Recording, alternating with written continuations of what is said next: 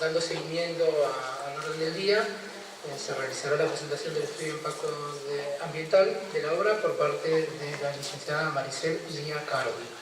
Bueno, buenos días a todos. Muchas gracias.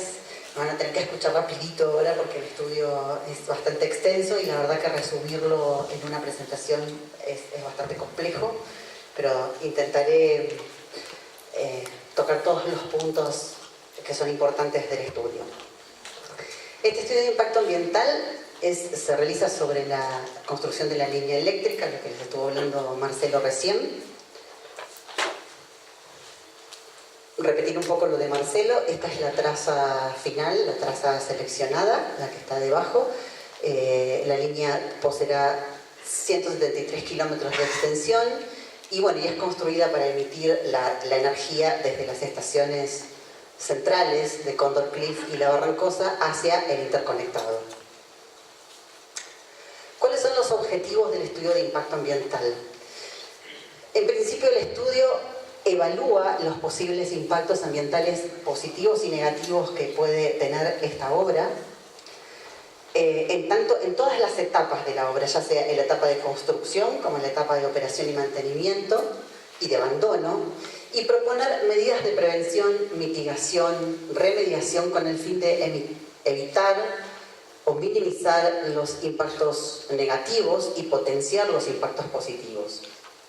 Los objetivos específicos de un estudio de impacto son analizar la información existente, analizar y determinar la alternativa más viable, determinar las condiciones de base del medio receptor, identificar las acciones del proyecto que puedan ocasionar impactos, evaluar la sensibilidad ambiental de los distintos sectores de la traza, del trazado, identificar, describir y evaluar los impactos ambientales asociados a la construcción y a la operación del tramo de interconexión, evaluar el impacto paisajístico, evaluar el impacto sobre los valores culturales y proponer un conjunto de medidas y acciones cuya aplicación permita minimizar, corregir, compensar los impactos generados.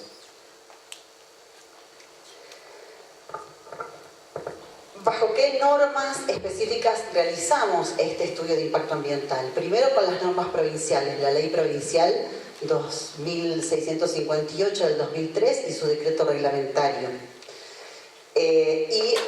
También la ley 3137 de patrimonio arqueológico y paleontológico. En cuanto a las normas nacionales, las normas que instruye la Secretaría de Energía, creo que es ahora, o sea, cambia de nombre, por eso no estoy muy segura, la Secretaría de Energía y las normas específicas del ENRE en cuanto a las líneas de este tipo de características, que tienen estas características y que establecen algunas líneas específicas para cómo se deben realizar los estudios de impacto ambiental. El producto de la aplicación, del cumplimiento de estas leyes es un estudio de impacto ambiental que contempla básicamente todas las solicitudes o los requisitos que tienen cada una de estas normas. Este es un esquema del marco metodológico, es decir, cómo hacemos un estudio de impacto ambiental. En primera instancia analizamos los antecedentes. Entre esos antecedentes, obviamente lo que vemos es el proyecto, entender qué es el proyecto, qué es lo que se está proyectando, qué es lo que se va a hacer. Y una serie de análisis también de toda la información que existe respecto de las cuestiones ambientales de ese sitio donde vas a implantar el trazado. Se define ahí la recolección de datos primarios y secundarios también. Es decir, la recolección de datos primarios es si necesitamos nosotros reforzar o hacer estudios específicos en todos los aspectos del ambiente para poder comprender mejor cuáles van a ser los impactos o qué impactos va a tener esa línea. Se establece un área de influencia directa y un área de influencia indirecta. Y acá voy a pasar a la siguiente, perdón. Después vuelvo al cuadrito. El área de influencia directa es el espacio físico donde la probabilidad de impactos ambientales es esperable, comprendido por una franja de 400 metros de ancho, tomando como centro la línea eléctrica en toda su longitud. Lo que están viendo un poco en el mapa sería, a ver, aquí, a esta escala, esta línea que está en color violeta un poquito más oscuro. ¿Qué es el área de influencia indirecta? Es el espacio físico que rodea al área de influencia directa y donde potencialmente se podrían dispersar emisiones atmosféricas y sonoras, teniendo en cuenta la ubicación de las fuentes generadoras de ruidos y las condiciones operativas y climáticas más desfavorables del área de estudio, sin considerar posibles factores de atenuación. Es decir, yo no estoy considerando acá que vaya a haber medidas de mitigación para evitar estas cosas. Es una franja de 1.300 metros a cada lado del eje de la línea, tomados desde el límite extremo del área de influencia directa. Lo que hacemos ahí en realidad es focalizar hacia dónde y centralizar dónde tenemos que hacer los principales estudios, o por lo menos los análisis primarios y los muestreos primarios para la recolección de información. Volviendo al esquema metodológico, los datos primarios entonces se recolectan básicamente en el área de influencia directa e indirecta. Posteriormente empezamos a comprender de esa manera cuáles son las condiciones del medio receptor. Es nuestra línea de base, o sea, qué pasa en términos del ambiente físico, biológico, social, cultural, etc. Y también la descripción del proyecto. Aquí tenemos que entender esto que explicó un poco Marcelo recién, cómo se realiza el proyecto, cuáles son las fases, cuáles son las etapas, cuáles son las actividades, cuánto tiempo demandan, un montón de cuestiones vinculadas al proyecto que nos permiten entender cuál va a ser esa vinculación entre el proyecto y ese medio receptor. Allí es muy importante uno de los análisis que se realiza, que es el de sensibilidad ambiental, lo mismo lo voy a explicar más adelante. La sensibilidad ambiental es un mapa, en realidad, que nos indica cuáles son aquellos sectores de la traza que pueden tener mayor vulnerabilidad, ¿sí? Por distintas variables, ¿sí? Puede ser un conjunto de variables que se den todas juntas, o puede ser alguna variable en particular. Sobre todo teniendo en cuenta los aspectos físicos, los aspectos biológicos, los aspectos socioculturales, los aspectos de infraestructura, el paisaje, por ejemplo, o el medio perceptual. Entonces, hacemos esa evaluación en función de los tramos y nos va a dar un resultado que después vamos a ver. Las variables ambientales que son susceptibles de cambio son las que necesitan ser reconocidas para poder ser incluidas en la matriz de evaluación de impacto ambiental. No vale en la matriz de evaluación de impacto poner cosas que no van a ser afectadas, porque en realidad, en definitiva, el impacto después ahí va a ser nulo o va a ser cero. Y las acciones del proyecto que van a generar los impactos. Y ahí es donde, por eso tenemos que conocer bien cuál es el proyecto.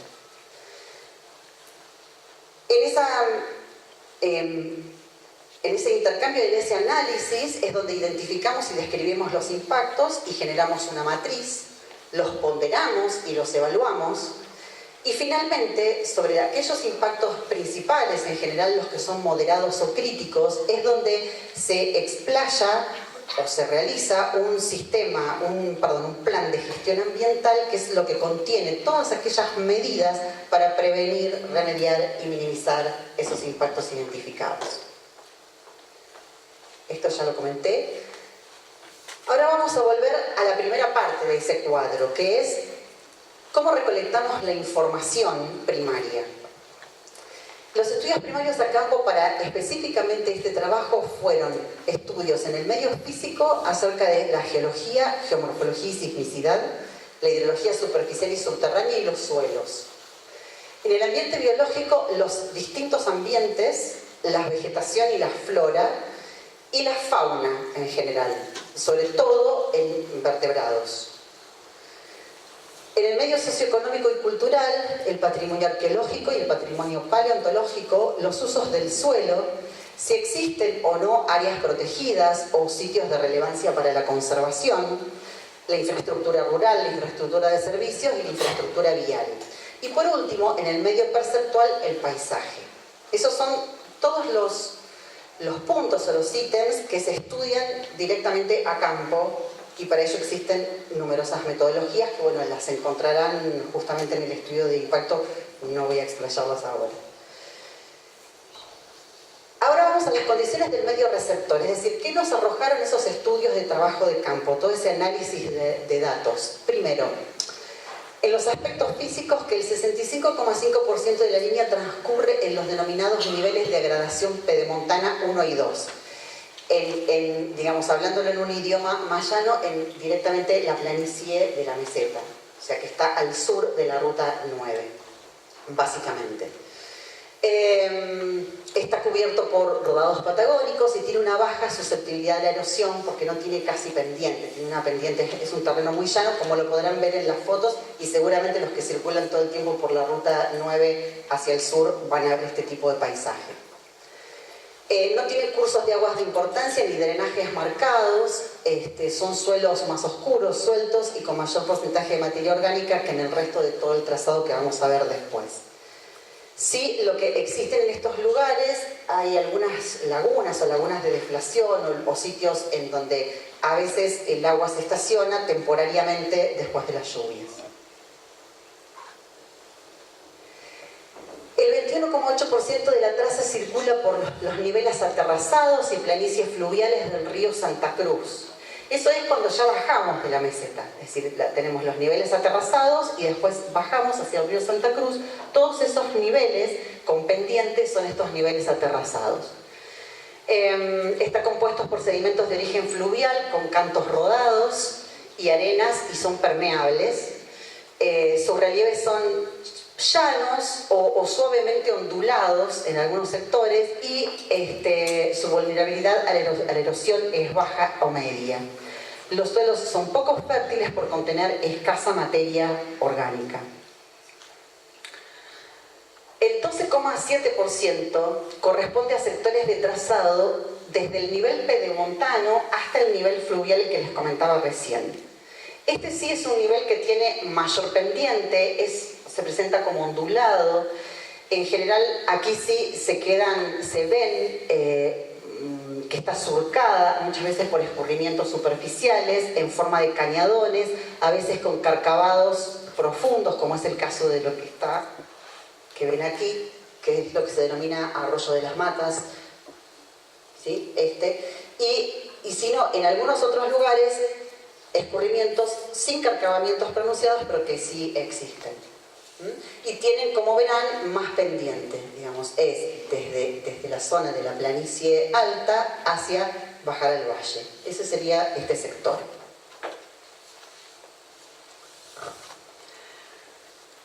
Respecto a los aspectos biológicos, la verdad que hacer esta diapositiva, yo soy bióloga, hacer esta diapositiva fue complicada para mí porque en general somos extensos, nos extendemos bastante con esto, pero bueno. El trazado de la línea eléctrica atraviesa dos áreas ecológicas, la meseta central y el matorral de Mata Negra, como áreas grandes. En el estudio se reconocieron en el área de influencia directa o indirecta alrededor de 26 familias botánicas con 81 especies de flora, de las cuales 21 son endémicas de Argentina y 3 de las cuales tienen distribución restringidas, y 2 se encuentran en el apéndice 2 del CITE, o sea, estas especies tienen algunas condiciones particulares de conservación. Se identificaron 8 grandes unidades fisonómicas. Bueno, no se las voy a leer, están con los nombres científicos y todo, pero son estas 8 unidades. Las unidades de mayor vulnerabilidad son los peladares y los mallines, específicamente, dada su escasa superficie y su sensibilidad ante perturbaciones. Si bien la línea no atraviesa mallines de relevancia, atraviesa o está cercana a un único mallín, pero sin embargo es importante tenerlos en cuenta, pues son ambientes muy particulares. Este es un mapa, es a modo ilustrativo, lo pueden ver, es el mapa de vegetación que surge en función de esas 8 unidades presentadas, ¿sí?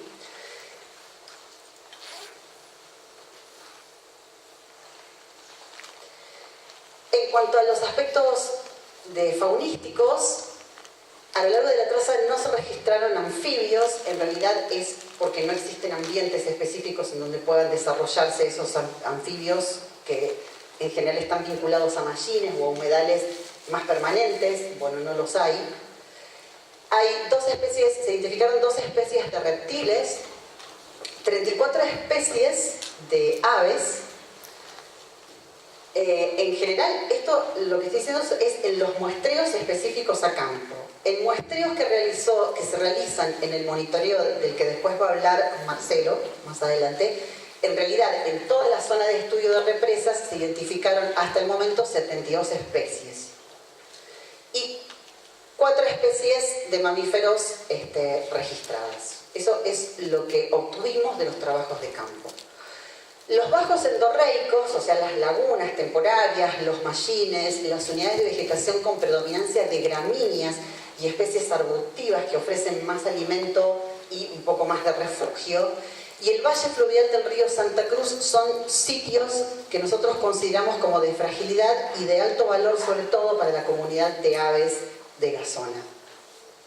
Y es en los muestreos en los cuales se identificaron mayor cantidad de especies y mayor cantidad de individuos de esas especies.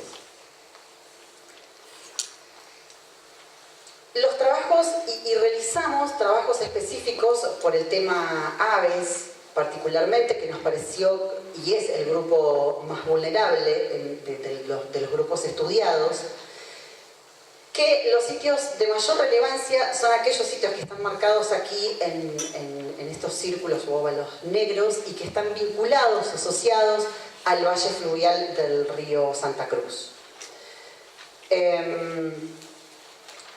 Lo que hicimos fue estudiar, en este caso, en puntos fijos de muestreo, cuál era el uso de las aves, del espacio aéreo por parte de las aves, y a qué altura las aves volaban, digamos, para comunicarse o para desplazarse a lo largo del valle fluvial.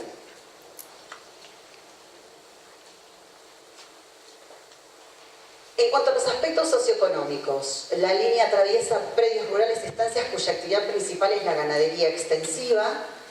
En su trazado por predios rurales atravesará 44 alambrados que serán acondicionados y reemplazados por tranqueras o guardaganados según lo acordado con los propietarios.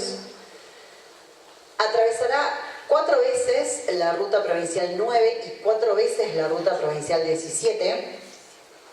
Se accederá al trazado por caminos existentes, por huellas, por sísmicas, porque hay bastantes en este sitio, y caminos rurales, minimizando así las intervenciones sobre el ambiente o la generación de nuevos accesos o la construcción de nuevos accesos. Cruzará 2 veces el río Santa Cruz. En su área de influencia directa más indirectas no hay construcciones edilicias de predios o pertenecientes a los predios rurales. No hay áreas protegidas que sean atravesadas por la línea, pero sí, hacia el final de la línea, que es en esta zona en donde ustedes habitan, existe un área de importancia para la conservación de aves, que es la confluencia y la desembocadura y adyacencias del río Santa Cruz y el Chico.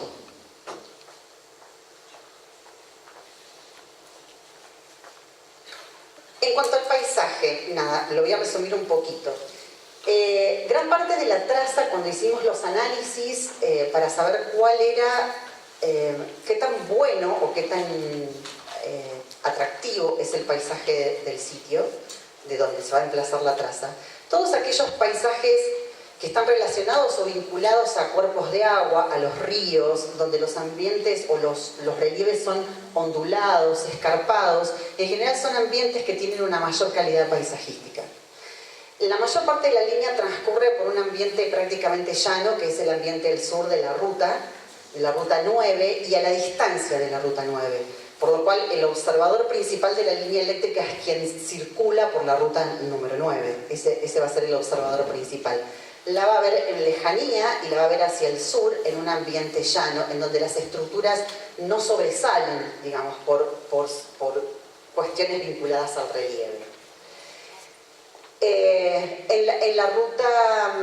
En la ruta 17, sí, los ambientes son un poco más ondulados, pero ya existe también una línea eléctrica. O sea, eso también, esa intrusión ya del paisaje por parte de otra infraestructura, hace que en realidad nuestra percepción del paisaje no sea tan compleja como si tuviéramos que introducirla por primera vez. Ya hay una estructura lineal existente y va a ir paralela a la mirada de las personas que van a circular por la 17. Son 2 líneas que prácticamente circulan igual, no va a haber cambios en ese sentido en el paisaje a los cuales de la situación actual, respecto de la situación actual.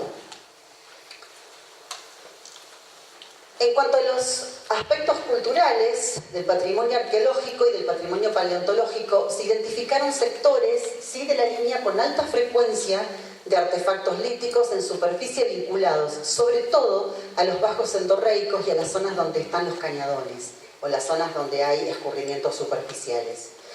Y también se encontraron una cantidad interesante de artefactos en la zona de quiebre, digamos, entre la meseta alta hacia el bajo del río, pero en la parte de altura, en esa franja.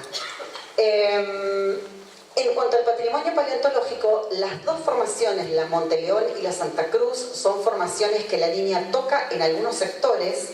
La formación Santa Cruz en general está subyacente debajo de otros sedimentos o depósitos, pero en algunos lugares aflora o puede estar muy cercana a la superficie.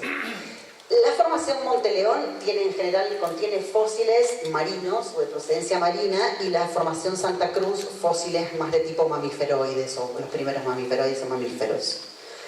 Son dos formaciones de relevancia paleontológica.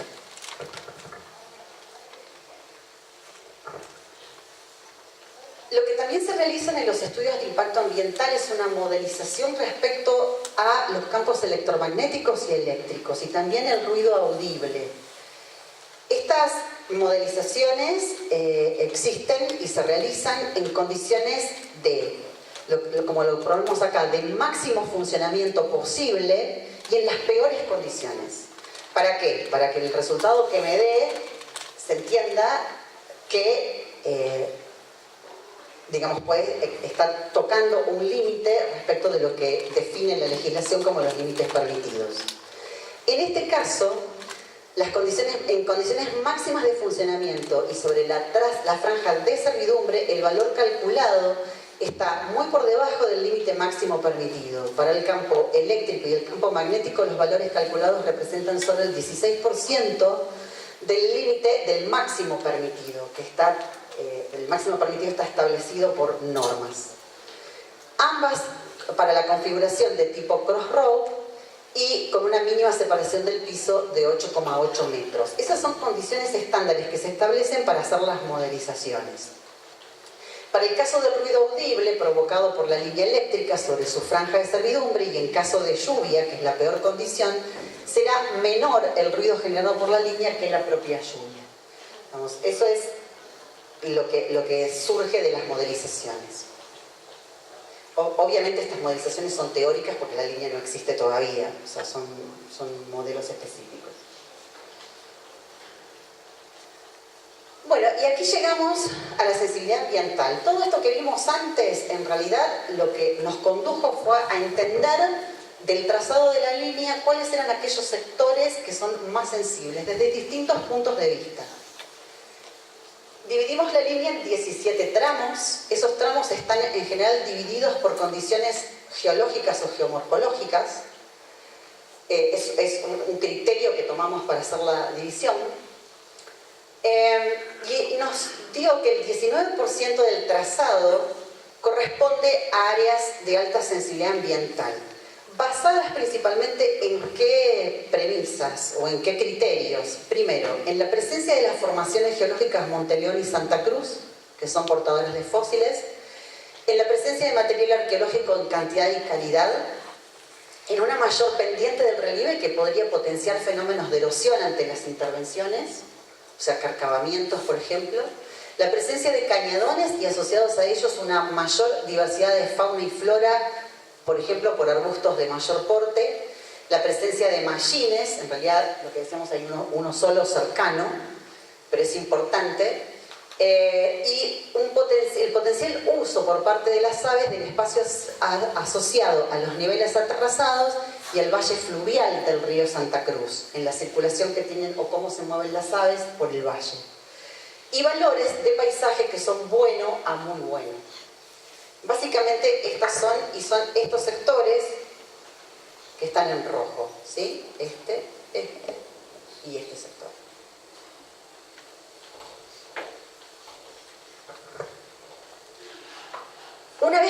tenemos toda esta composición, lo que hacemos es elaborar una matriz de impacto ambiental. Primero se identifican todos los factores ambientales que puedan ser afectados, que es lo que hicimos en la descripción de la línea de base, e identificamos también las acciones del proyecto que puedan impactar al ambiente, que es lo que hace la descripción del proyecto.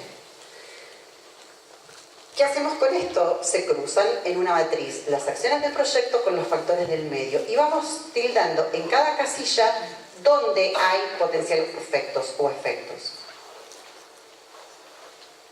¿Cómo se califica entonces cada una de esas casillas de la matriz de impacto ambiental? Nosotros utilizamos la metodología de CONESA, que nos parece que es una de las metodologías más exhaustivas para el análisis del estudio de impacto ambiental, porque lo evalúa en función de todos esos atributos que ven allí en la tabla.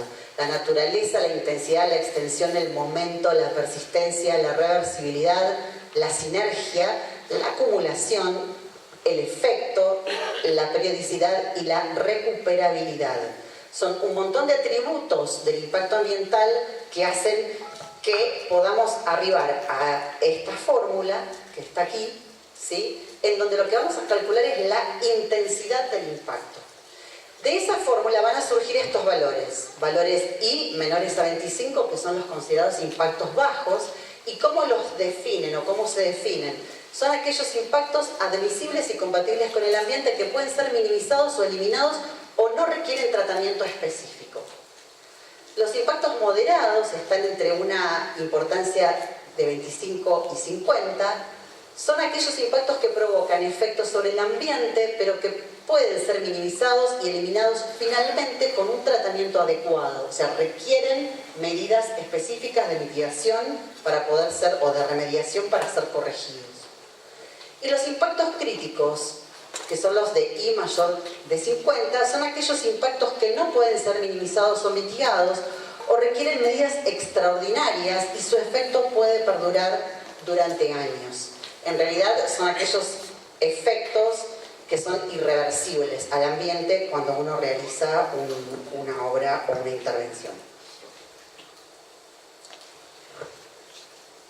La matriz, no presento la matriz de impacto, tienen la oportunidad de verla en el EIA. La matriz es una matriz bastante grande en donde van a ver coloreados justamente las casillas de cruce entre los efectos, que serían los efectos que tienen que ver con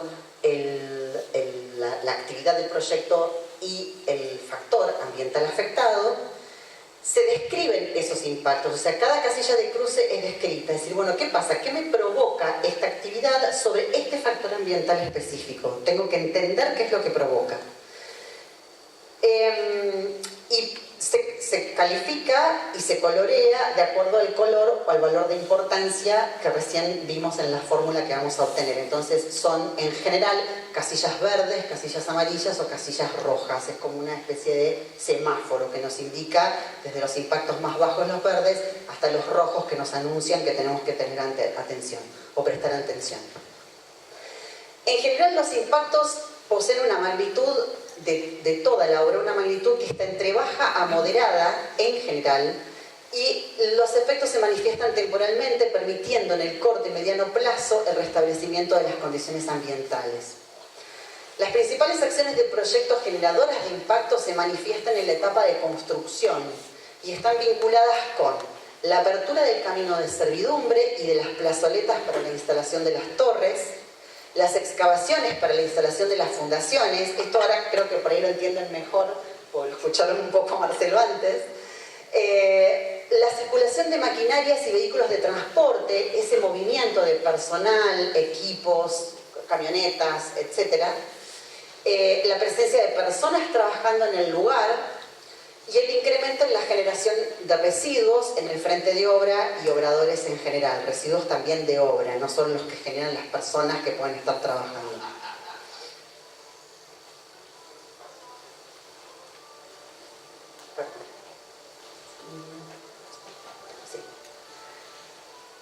Los principales impactos de la etapa de construcción son la generación de material particulado en suspensión y emisiones gaseosas, y esto está vinculado con la circulación de maquinarias, vehículos, etc. el aumento del nivel de ruido, sobre todo en un sitio en donde el ruido ambiental es bajo, digamos. Entonces va a haber motores funcionando, va a haber maquinaria. Hay un incremento en eso. La modificación en la dinámica del drenaje superficial, especialmente en los ambientes con pendientes, lo que puede inducir a procesos erosivos. Cambios, 5 minutos.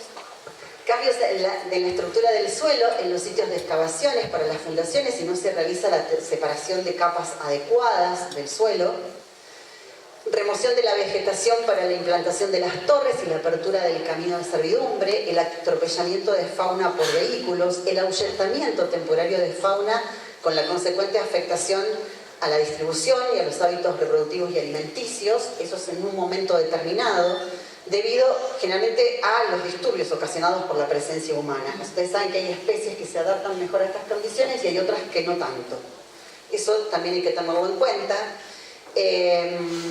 Otra cosa también es la generación de ruidos, la generación de residuos de tipos orgánicos que pueden constituir alimento alternativo para especies que no están acostumbradas a comer ese tipo de alimentos. Y la introducción de infraestructura en el paisaje actual.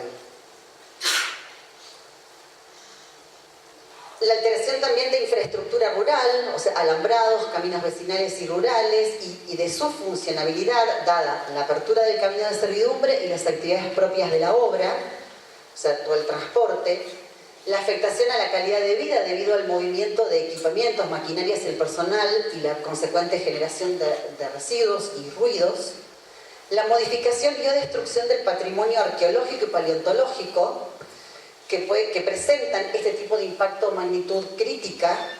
Sin embargo, este impacto puede de alguna manera mitigarse o puede disminuirse si se implementan las medidas adecuadas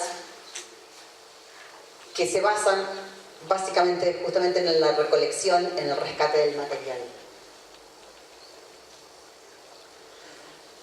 ¿Cuáles son los impactos positivos? Bueno, el aumento en la demanda de mano de obra local, la dinamización de la economía local y la regional a través de la demanda de servicios o insumos, que es lo que demanda la obra, un aumento en la conectividad entre zonas remotas y un aumento en la capacitación del personal de obra y de subcontratistas. En cuanto a la etapa de esto que vimos antes es todo lo correspondiente a los impactos de la etapa de construcción, a los principales. Hay muchos más descritos cuando ustedes los vean en el estudio de impacto. Los impactos negativos de la etapa de operación poseen una magnitud de baja a moderada, pero en general estos impactos tienen que ver con las actividades propias del control y el mantenimiento. El control y mantenimiento de líneas se hace mensualmente, en realidad es poca gente la que va o recorre la línea, pero hay impactos que están vinculados a la línea en sí misma, o sea, a la infraestructura existente. Y entre estos impactos podemos mencionar la potencial colisión de aves con las estructuras aéreas, bueno, y después los impactos asociados a cuando se hacen los recorridos respecto de la fauna local, que puede haber un ahuyentamiento temporario o específico de fauna o un atropellamiento si no se circula a las velocidades correspondientes. Los impactos positivos son perdurables en el tiempo y están vinculados a la mejora en la disponibilidad de energía y al transporte de energía eléctrica, y de esta manera contribuye a diversificar la matriz energética del país. Estos gráficos, son gráficos generales que muestran cuáles serían la cantidad de impactos en la etapa de construcción, operación y mantenimiento y abandono-retiro. Fíjense que la etapa de construcción es la que se lleva el mayor peso. Y después, en todas esas etapas, la cantidad de impactos bajos, que es el 42%, los moderados, el 48%, los críticos, que es el 1%, y los positivos moderados, que es el 9%. Una vez que tenemos esta matriz construida, identificados todos los impactos, lo que hacemos es ver, bueno, con cada uno de estos impactos, ¿cómo podemos hacer para minimizar los efectos de ellos sobre el ambiente? Prevenirlos, atenuarlos, minimizarlos, y aquí entran a jugar una serie de medidas diferentes. ¿Cuáles son los objetivos entonces del plan de gestión ambiental? Es poder establecer todas las medidas que me permitan prevenir, atenuar, compensar, minimizar los impactos detectados y dar cumplimiento a las normas de aplicación en el marco de la sustentabilidad. Establecer controles y monitoreos, ya sea sobre la ejecución y cumplimiento de las medidas propuestas, como así también los cambios en el medio receptor. No solo me basta como monitorear qué está pasando, sino el monitoreo tiene que servir para ver si las medidas que estoy tomando son medidas adecuadas de mitigación. Garantizar el acceso social a la información, afrontar situaciones de riesgos o de emergencias, contingencias que pueden afectar la integridad de las personas y el ambiente, capacitar al personal en temas ambientales y verificar en forma sistemática y periódica cuál es el grado de cumplimiento de ese plan de gestión. Y acá tenemos como dos niveles de monitoreo. El primer nivel de monitoreo, que tiene que ver respecto de la efectividad de las medidas y si las medidas de mitigación son efectivas en la respuesta con el ambiente, y por otro lado, si estoy cumpliendo o no con ese plan de gestión ambiental. Está constituido o está conformado por estos programas, el programa de protección ambiental, que es donde en general van las medidas de mitigación, prevención, etc. El programa de monitoreo y control, el programa de comunicación y responsabilidad, el programa de contingencias ambientales, el programa de capacitación y el de auditorías ambientales. En general, en este tipo de obras, las auditorías ambientales no solo la realiza la empresa que construye, sino el futuro también operador de la empresa, que realiza también una serie de auditorías que son externas a la obra. Más, bueno, obviamente las auditorías que las autoridades de aplicación quieran hacer en el ciclo, mientras dure la obra y después de la obra. El PGA es un estándar mínimo de cumplimiento que tiene que ser cumplido por todo el personal asociado al proyecto, ya sea el personal propio de la constructora, los proveedores de servicios, los vendedores, los auditores, los inspectores, los visitantes, todos y en todos los sitios del proyecto. ¿Cuáles son las medidas más destacadas del plan de gestión ambiental? Primero, la protección a la vegetación. Bueno, aquí, no sé, hay muchas más, no tengo mucho tiempo, pero en realidad es justamente despejar lo estrictamente necesario para lo que sea la construcción de la obra, y evitar, por ejemplo, la remoción de vegetación en zonas sensibles, en zonas dependientes, en zonas de mallines, en zonas de humedales. Y en muchos casos el tipo de vegetación que existe en el sitio permite que se pueda circular por encima sin necesidad de sacar la vegetación ni hacer un despeje de vegetación de toda la plazoleta. Eso implica que esas especies van a quedar en el sitio, las raíces van a quedar y voy a tener una mayor resistencia ante algún proceso erosivo. Con la protección de fauna, bueno, mientras la obra es estas cuestiones que habíamos visto respecto de la circulación, circular a las velocidades adecuadas, y cuestiones vinculadas a cómo se debe comportar el personal respecto de la fauna o de la fauna que esté en el sitio.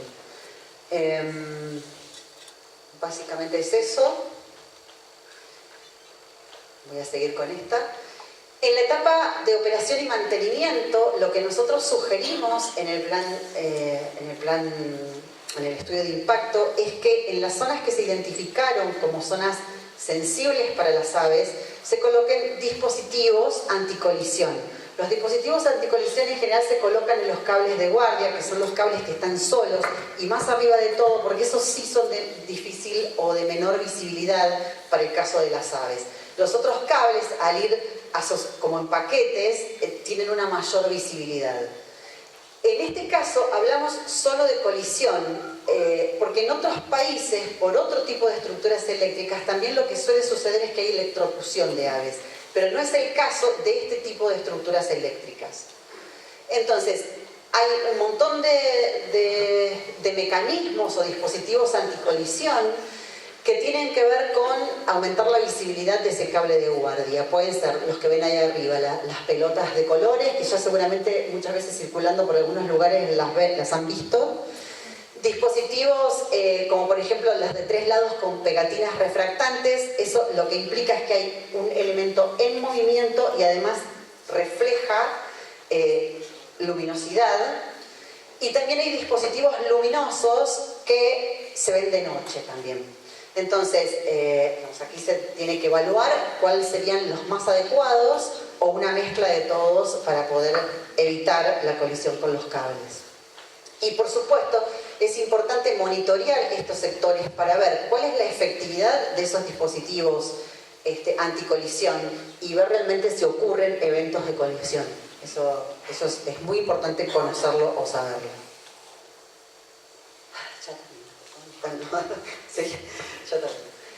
Bueno, patrimonio arqueológico y paleontológico, en general, son varias medidas de mitigación. Previo a la obra se indica el relevamiento y recuperación de los materiales detectados, con especial énfasis en los sectores con alta sensibilidad y con potencial de material enterrado. Efectuar el rescate paleontológico en superficie, así como también el rescate arqueológico de las piezas. Y después todo un protocolo en función de posibles hallazgos, que puedan ser fortuitos.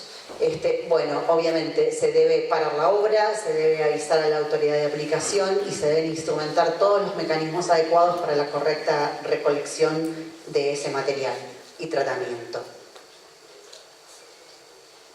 Está resumido y yo lo estoy diciendo resumido, así que sepan perdonar. Bueno, restauración de la infraestructura también tiene que ver con esto. Una vez que se finalizan las obras, se tienen que restaurar todos los caminos y los sectores que fueron utilizados y que vayan a ser utilizados también para el mantenimiento. En las zonas rurales, que prácticamente en esta línea es todo, se deberán renivelar, preparar las superficies y rellenar los caminos y las áreas de construcción, todas las áreas alteradas, y que no sean requeridas su uso después para la parte de operación de la obra.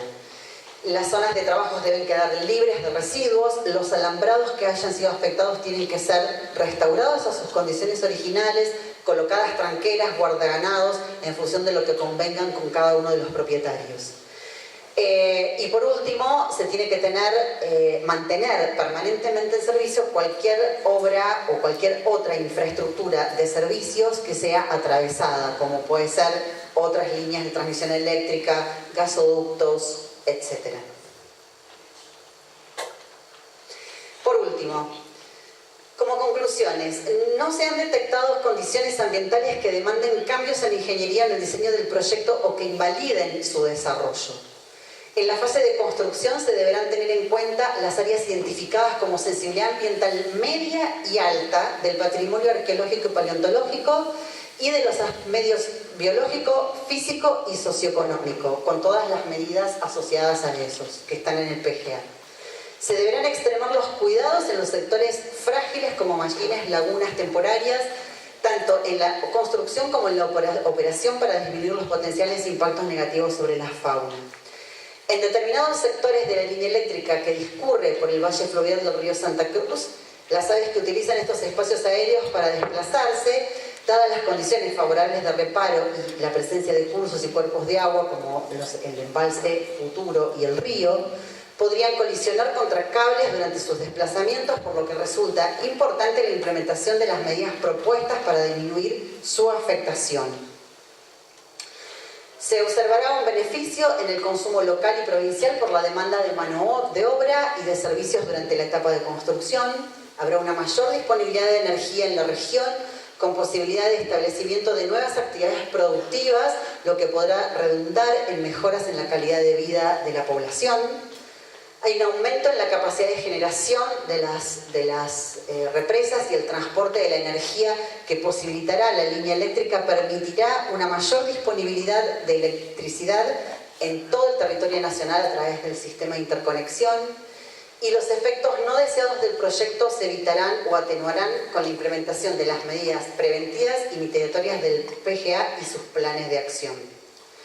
Bueno, por todo lo expuesto, lo que se considera es que el proyecto es técnica, económica y ambientalmente viable para poder desarrollarse. Muchas gracias.